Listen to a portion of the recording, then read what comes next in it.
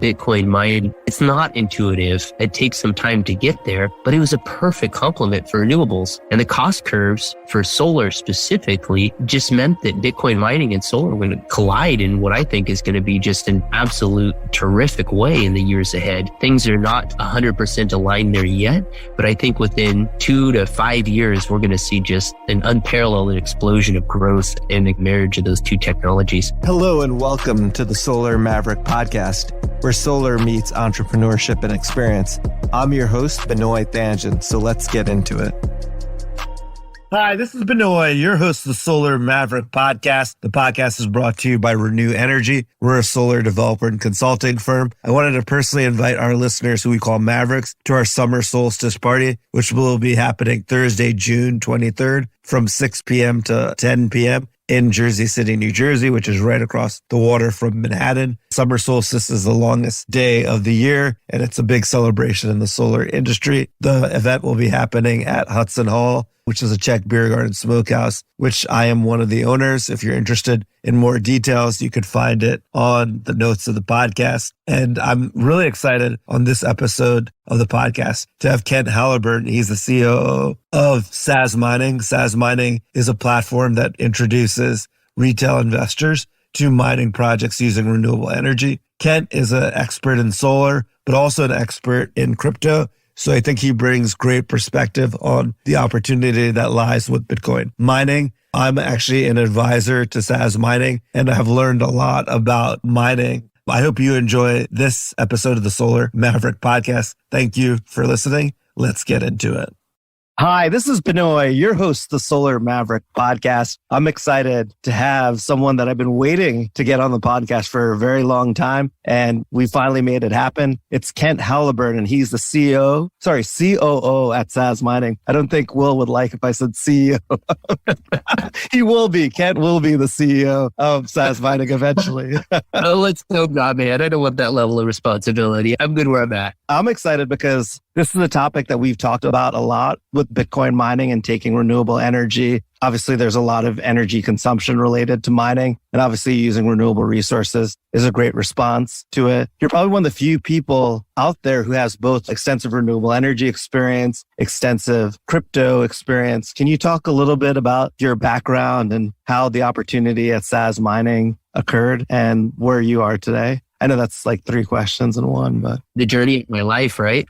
It has been a journey, and it's been just fortuitous events that have led me to where I'm at. After college, I jumped pretty much directly in the solar industry. I worked for REC Solar and was there for a few years, and then was recruited to Real Goods, who's no longer in the marketplace at this point. But while I was there at Real Goods, we scaled up. We were a national competitor, operated in 9 states. I was in charge of the sales organization and, kind of oddly, also software. And we're doing quite well as a publicly traded company, growing through mergers and acquisitions and organic growth. There's a leadership shift at one point. This is about 2012. And I always had a dream to travel. And so I decided, this is probably a good time to go fulfill that dream, do some international work in other solar markets. And that led me abroad throughout the Americas, Europe, Southeast Asia over the next couple of years. And along the way, I bumped into a woman that would become my wife and life partner, and she's Portuguese. And so in 2016, I planted my feet on the ground in Portugal, and that became home. Did the typical things with marriage, kid, all that, and wanted to figure out how this crypto passion that I developed along the way could be tied into my solar background. And I just realized that Bitcoin mining was that. And it took me a long time to get there, Benoy. But what I realized about Bitcoin mining is it's not intuitive. It takes some time to get there, but it was a perfect complement for renewables.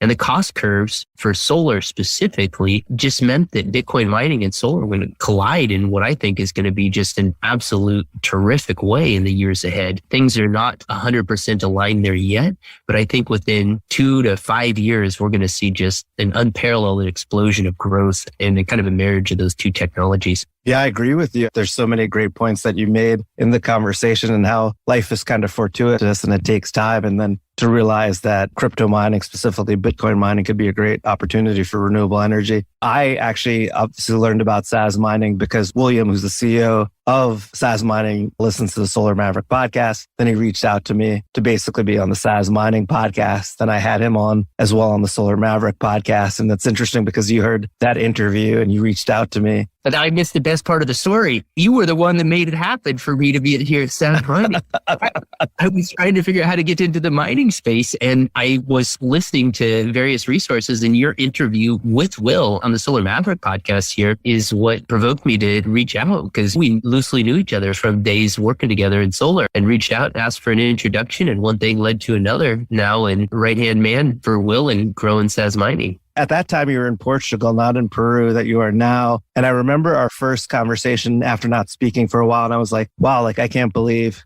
how much Kent knows about Bitcoin and renewables and how to integrate it. It was the first time really that I was talking to someone who's an expert in both fields. And I was excited because I thought it was going to be a great introduction for Will from SAS Mining. And then to obviously see that he hires you and you thought it was a great opportunity for you. And, I'm just making an introduction. You never know what's going to happen. And then obviously you completely changed their business model and away we go. And it's just amazing to see now being as an advisor of the company, which was based on having the podcast, right? So it's just interesting how things work and how fortuitous things are when you put yourself out there, if that makes sense. Yeah. You know this. You're a great networker, Benoy, but you never know where the networks and the relationships you make are going to take you. And I mean, we had to invite you on to be an advisor to our organization after helping to introduce Will and I. It's already been amazing, some of the relationships you've helped broker along the way. So we're super grateful for your assistance and support. Yeah, just crazy journey. I mean, when I came on board last year, I was working more as an energy advisor while the company was raising some capital and raised capital to actually go develop a couple large sites. But we didn't raise enough. So we couldn't go develop them. And Will and I sat back and had a deep think about what do customers really want right now? And what we discovered is that if we just listen to what our customers on our phone lines were saying, because we were doing consulting at that point, sure, they were looking for low cost, clean power and access to mining rigs. And we realized nobody in the industry had really nailed what we think of as like a classic Web 2 aggregator model, which is where you provide a great user experience for people at the top of the funnel to be able to access the low cost power and mining rigs the big guys have access to. So that's the platform that we developed. And we were really fortunate to be able to find some great designers along the way. So we found a firm out of Germany and the UK that they developed products for TikTok, Twitter, N26, Adidas. They were working in parallel with Gucci actually while we were working with them. And the approach was to get product market fit before you go build your software. So we did that. And we know from the experience that we've come up with something that resonates with people. And it allows anybody in the world to basically own a mining rig, acquire the Bitcoin from the mining rig, but not have the hassle and headache that is behind figuring out how to run that yourself. Put all that effort and work on us. So take the complexity out of it, still get the benefits, and own this hard asset of a miner. And we can talk more about what that means, but by aggregating that demand, we then come along and find renewable energy sites where they need other off-takers to actually underwrite the renewable facility. And a lot of that has to do with wind, solar curtailment, underutilized hydro. We're just focused on those sources. And what's brilliant about Bitcoin mining is it is the only manufacturing chain in the world that can be turned off in an instant. Everything else that's on the demand response side of things, if you want to shut it down, you can only be down for a certain time period. And it takes a staged process to turn off the operations. With Bitcoin mining, because the computation is occurring in terahashes. I can't even think about, it's like a terabyte, how many billions of times a second this calculation occurs. You can chop this off in a millisecond and you haven't hurt the production of Bitcoin through mining at all. Yeah, that's amazing. That's like a great way to summarize a pretty complicated topic. And really, you're basically creating a marketplace for the retail investor to have access to investing in crypto mining with renewable energy. So that's pretty creative and intuitive, I think, for most investors, most retail investors. And the website's pretty easy to use for them to sign up, which is a huge thing. It's really interesting to see the type of people that are attracted to this because it tends to fall into like two groups. One is people that really understand Bitcoin and that want to take a step in their Bitcoin journey and start to help secure the network and mine their own Bitcoin. And then the other side is a lot of passive income driven people, like somebody that would go out and put a down payment on like a condo someplace to turn around and run it as an Airbnb for that passive income stream. They look at this and be like, wow, the numbers are so amazing. Like, why would I go do all that work to run an Airbnb when I can own a Bitcoin mining rig and have the passive income from that? There's very little I have to do there. It's very interesting to see, but as people get educated and understand this space better, they're going to come around to it. We were talking just right before the call, and I think that there's just this really big misunderstanding about Bitcoin consuming all this energy and that being a big problem. And rather than addressing that directly, I think it's actually much more important to talk about where Bitcoin mining fits within the grid electrification that has to happen. So if you start from like the highest level, we've got this climate change situation coming down the pike at us, right? And the only way that we're going to keep our quality of life is by electrifying the grid. We got to electrify the grid, and we've got to decarbonize at the same time. And the only way that actually occurs is by us generating more electricity. We simply can't have everybody turn off their combustion engines, stop driving their vehicles, and not provide more electricity on the grid to supply the batteries and vehicles. Like, it just doesn't work. So if we're going to do this, we actually need to produce more electricity. And if we're going to decarbonize the grid, there's three major legs to the stool to make that happen. The first is clearly renewables, because of the variability of renewables. And I have to say, this is something that when I was in solar, I didn't appreciate enough. It is just variability that it impacts the grid, that the grid is trying to figure out how to work with.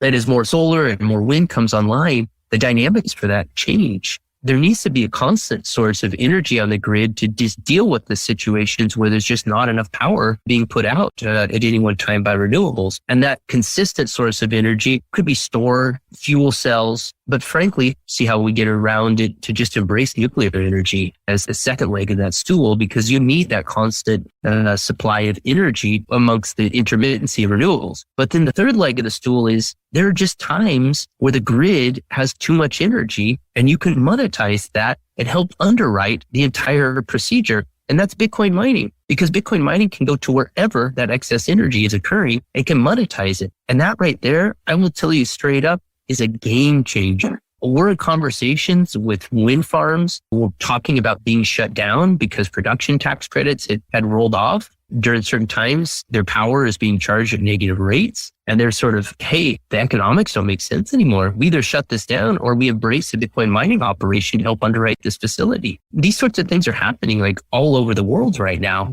So Bitcoin mining, as opposed to like it competing with energy, which is, I think, the big thing that people misunderstand. It's this thing that just wants the cheapest energy, which is energy nobody else wants. That's the bottom line, right? Yeah. A huge opportunity. It's the wasted energy. If you're wasting it, it's basically cheaper. I was talking to a guy who was making phone calls to landfill operators. He said, hey, can I buy the gas coming off your landfill? And they laugh at him because they're like, what? You want the gas coming off our landfill? You mean our garbage dumps? They've got gas? And you want to buy that from us? With Bitcoin mining. Yeah. So it's like suddenly these carbon negative, carbon neutral light sources are occurring all over the place. It's incredible. That is incredible. And yeah, there's a huge opportunity, especially where the projects weren't competitive and there's excess production. So that's huge and that's big to understand. I think an interesting point too that you mentioned earlier about it's maybe easier investing into cryptocurrency like the SaaS mining platform compared to doing real estate or something else. But that's another important thing is like if you generate passive income, everyone wants to make it as passive as possible. So that's a big thing because everything's a time commitment.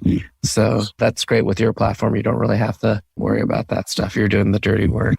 Yeah. So if we get a little bit more granular about that, what we're abstracting is everything except for the one key decision that anybody that mines Bitcoin has, which is when is the right time to sell my Bitcoin? Mm-hmm. You abstract everything else away, but that key decision still lies with the investor. So on a monthly basis, you're getting Bitcoin directly into your wallet. It's sent to you by the protocol from the mining pool into your wallet. You have the keys. Nobody else. There's no intermediary in between that. On the other side, the power to generate that Bitcoin and power your mining rig has to be paid for. So how do you choose to manage the income of Bitcoin with the US dollar payment for your electricity? And that's the core question that still remains. Otherwise, everything else is completely passive. Yeah, that's interesting. I've never thought about that from that perspective. And that provides great information to our audience, really, because now it's really a passive invested. If they were actually doing the mining themselves, it would be active and they would be taxed at a higher tax rate, which is huge. On that point, I'm not a tax lawyer, but it is considered taxable income from my understanding. So you are going to have to claim that. Now, whether you decide to put that in an LLC, however you want to structure that, the way our platform works is we're in essence, if you take Bitcoin mining away from it, a mining rig is a specialized type of server. So being no different than if I had a server farm and you were going to go buy servers from me and I was going to sell you the power. All we're doing is plugging it in and setting it up. It's up to you to figure out how to manage that income and expense side of things. Yeah, definitely. That makes a lot of sense that you should consult your accountant or lawyer before transacting so that you understand all the potential economic consequences that could happen with investing. And obviously every investment has some sort of risk as well. As a leading authority in the solar industry, life gets very busy. In addition to traveling the world as a speaker and for my entrepreneurial ventures, I'm a son, friend, investor, and entrepreneur. And when it comes to delivering a great sounding show for my listeners, I choose Podcast Laundry. All I have to do is record and send, and the rest is done. They do the dirty work of podcasting for me. Yes, social media graphics, quotes, show notes, master editing, and much more. All I have to do is record. So if you're a busy podcaster like me with an engaged audience and want to free up your time to do more of what you love, like going to the gym or spending time with loved ones, go to podcastlaundry.com to schedule your consultation or call 347-871-8273. That's podcastlaundry.com or 347-871-8273. What Bitcoin mining actually is, and I think maybe just offer this as a basic explanation because I'm so deep. A lot of people don't know what Bitcoin mining is, right? Yeah, that's a great point. Let me start off with what Bitcoin mining is. So let's take an abstract, a step back. So first of all, Bitcoin is a network and a protocol. And so if you type in HTTP and go to a website, that's a protocol. Yeah. Bitcoin is different. It's just a monetary protocol. And I think that confuses people because we're not used to having a protocol with a financial element to it. But that's what it is. And so it's distributed and it's decentralized. There's tens of thousands of people that have different nodes that help support the rules of the network. But the rules of the network are open source code and based on mathematics. That is it. So everybody in the world can go see the code. They can go try to attack and beat it up. And I will tell you, there is no bigger honeypot in the world for like attackers to go after than the Bitcoin network. And the fact that it's never once been hacked for 13 years is the reason why it continues to grow in value.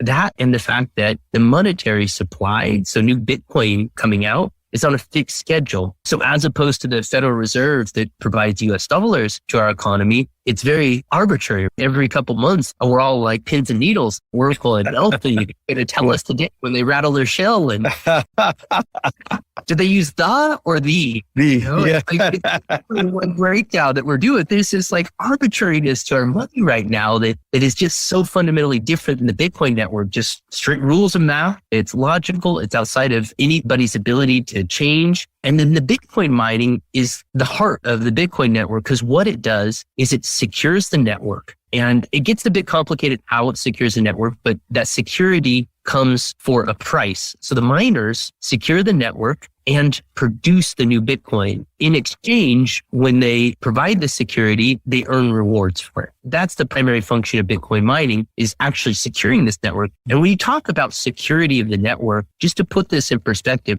there's no network on the planet that's more secure than Bitcoin mining. Yeah. The Bitcoin. I mean, the amount of power that's being used is actually a measure of the security of the network. So in order to actually attack this network in a way that could be done and actually harm it, it would actually take several nation states at this point colluding. And that's what the power is going towards, is securing and making it so it's not feasible for any bad actor to come along and hack it. A lot of people don't understand that that's what the purpose of the power consumption is for security. That's a great point. And it's interesting because you talk about how Bitcoin has a schedule as far as distributions, and then eventually you can't produce any more Bitcoin. What's interesting to me is the government has printed so much money, the US government, during the coronavirus. What we've seen is high inflation, which has been an effect. Obviously, the Fed's trying to raise rates to potentially ease that. But it's interesting because you're in a situation where the government just keeps borrowing and borrowing. and they just keep printing money to basically cover the inflation aspect of it.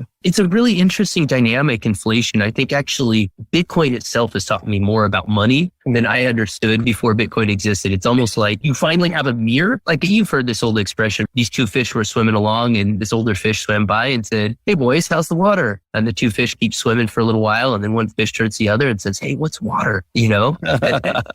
Bitcoin is like that a lot. It's like, because we don't have a reflection point to question what is money. Once you have this alternative choice to ask what is money, then you can actually start to understand the system and how it works. And it's so arbitrary the way the system works right now with money. In fact, I would actually go so far as to say that we're living in a time period right now that may be like akin to pre-United States, where we look at like the idea of the separate, so basic. Why would you put those two together? Like, that seems ridiculous now, right? I think our grandkids are going to say the same thing about money and state. They're going to look at that and be like, you guys were insane. You learned about money. Would you do that? Yeah. There's never been a time in human history where that power has not been abused. Like not once in human history when there's a centralized authority that printed money, they didn't wind up abusing it. The incentives are incorrect. And eventually, even if it's not abused initially, eventually it does. No, I agree with you. It's unfortunate because it is being taken advantage of by the government. I appreciate you explaining Bitcoin mining to the audience and potentially like the opportunity with solar or other renewable energy. What's the next steps for the company? Can you talk about the release of the platform and what the expectations are maybe? We got into the marketplace basically first week of March. We did soft launch, friends and family, advisors, just kicking the tires to make sure everything was working right. Bitcoin 2022 was the first week of April last month, and we did our hard launch there. And that was meant to, let's really see what customers think as we're in the marketplace. From that was an amazing experience. I mean, there was almost nobody that didn't like what we were doing. That was the crazy part to me. And I know that was a biased audience, but it was key to me, the feedback, because normally you bring a product to market and you're always going to have some naysayers. But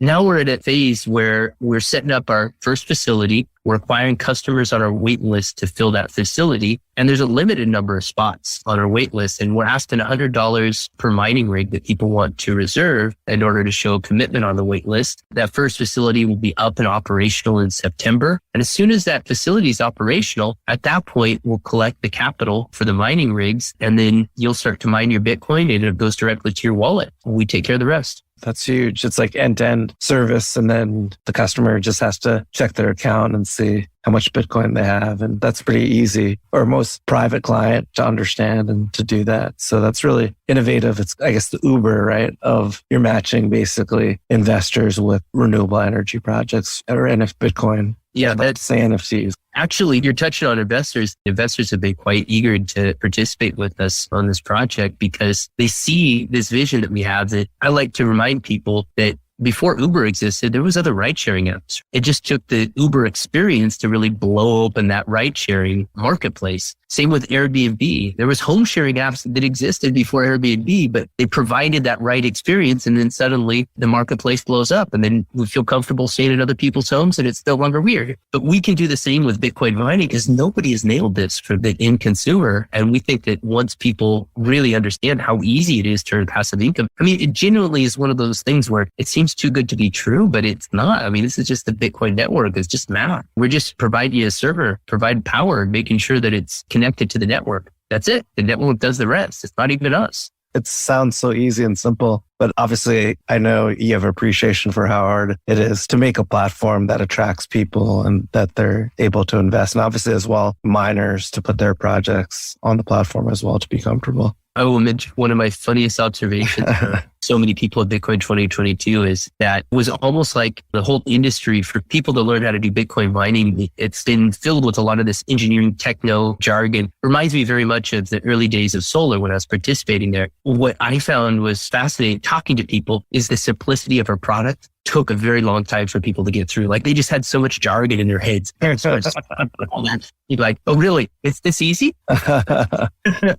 When you go through the process, it is pretty easy. And that's amazing. The more you're able to simplify it, the easier it is to get customers interested and obviously continuing to use or invest into your site. So that's really interesting. I mean, we see the same thing in solar, right? You look at the residential solar, like it really started to blow up when these finance models like Solar City and Sunrun came into the market that simplified and made it easy for a customer to say yes. In our position, we're very much doing the same. Yeah, definitely. It's interesting you mentioned that because it's really related to the power purchase agreement for the solar residential where the customer doesn't have to put a capital outlay and they basically get a discount of 10 to 20% on their cost of electricity over a 25-year period. So that's pretty interesting because you're basically showing how that's the early stage of what you're doing really. I mean, there's no PPA product effectively, but I'm sure your miners have offtake agreements. We're working on it too. We know as stage one, we're going to need to ask for capital up front. We are looking at financing options because just like the cost of paying for a solar electric system was the biggest barrier to people adopting it, if we can bring that cost down lower, even if it's maybe not as much cash the person is getting, more people are going to be able to go for it. So we are looking at finance options that are akin to what the residential PPA did for solar. That is a game changer because that's how really the residential market blew up once that product was out and accepted in the market.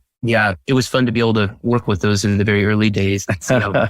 People transition their minds from like, oh my gosh, solar's expensive to, oh, it's actually quite accessible. Yeah, that's a great thing. And that's why the PPA is such a great product because it's electricity savings and there's no outlay, which is huge. This has been an interesting interview. Kent, if people wanted to learn more about SAS mining and yourself, like what's the best way to do that? A couple different ways. First of all, sasmining.com, SAZmining.com would be our website. People want to reach out to me. Of course, I'm on LinkedIn, Kent Halliburton. And then you can also find me on Twitter at @KHalliburton. And I'm sure you'll spell my name for people when you post this, but the common misspelling is 1 L, not 2. No relationship to the Halliburton organization. I don't know. Yeah, that was the next question I was going to ask you. Also, is there anything like you're seeing with solar and Bitcoin mining that maybe the audience might not be familiar with? I would mention one thing. Yeah. There's sort of been two strategies to Bitcoin mining. And I think the second strategy actually fits very well with solar. So when you do Bitcoin mining, you've got the hardware and the infrastructure, and then you've got your OpEx, which is primarily electricity. And people are always looking to lower their OpEx. But there's a strategy out there now that because of the intermittency of a lot of renewables, Bitcoin mining, you want to get the return on your high CapEx by being operational as long as you can. Of course, you can have demand response and be flexible to the grid. But if you have a situation where you've got excess solar for like 30 or 40% a day, that's a hard uptime to make the numbers pencil on Bitcoin mining. Now, where it can make sense though, is instead of going for the high-end equipment, you can actually acquire very cheap used secondhand equipment that costs almost nothing, but then gets you hash rate to start earning Bitcoin and can turn that electricity from a solar operation into something productive. And the numbers on that actually are quite interesting. So you're not earning quite as much Bitcoin, but your CapEx to do the mining operation for that is much lower. And so it makes it more feasible. Yeah, that's a great perspective to end the interview with, because I think that really shows what the opportunity really is and in a simple sort of way. And I think what you guys are doing in SAS Mining is amazing. I mean, obviously, I wouldn't be an advisor if I didn't think there's a lot of potential in the team and what you're doing. And I learned a lot actually from going to the Bitcoin Miami conference in 2022. It feels like so long ago, but it's only been a few weeks. But getting to know the SAS Mining team and interesting seeing the launch, how much demand there was as well from people who wanted to learn about it. So exciting times with SAS Mining. Curious to see what the future is going to hold. I appreciate your time and we'll definitely talk soon. Yeah, thank you so much, Benoy. It's been a pleasure to be on. Anytime. And obviously all your contact information is going to be on the notes of the podcast as well, just in case people have a hard time finding it. I welcome the communications. One of the exciting opportunities of being on here and speaking with you, Benoy, was the opportunity to help educate folks in the solar community, because it got definitely a place in my heart, the solar industry, having worked there and put my wheel to the shoulder with them to help drive to what it is today. Yeah, and I appreciate you providing value to the industry by talking about this opportunity that I don't think has really been discussed in this much detail within a podcast regarding the renewable energy opportunity with Bitcoin mining. Thank you. Thank you. Thanks for listening to the Solar Maverick Podcast. The Solar Maverick Podcast is brought to you by Reneu Energy. We're a solar development and consulting firm. If you believe that this podcast is adding value to you, please give us a 5-star review and share with those that you think could benefit from this information. Please email all questions, suggestions, and feedback to info@reneuenergy.com. That's info@reneuenergy.com. The Solar Maverick Podcast is produced by Podcast Laundry and executive produced by Benoy Thanjan and Kevin Y. Brown.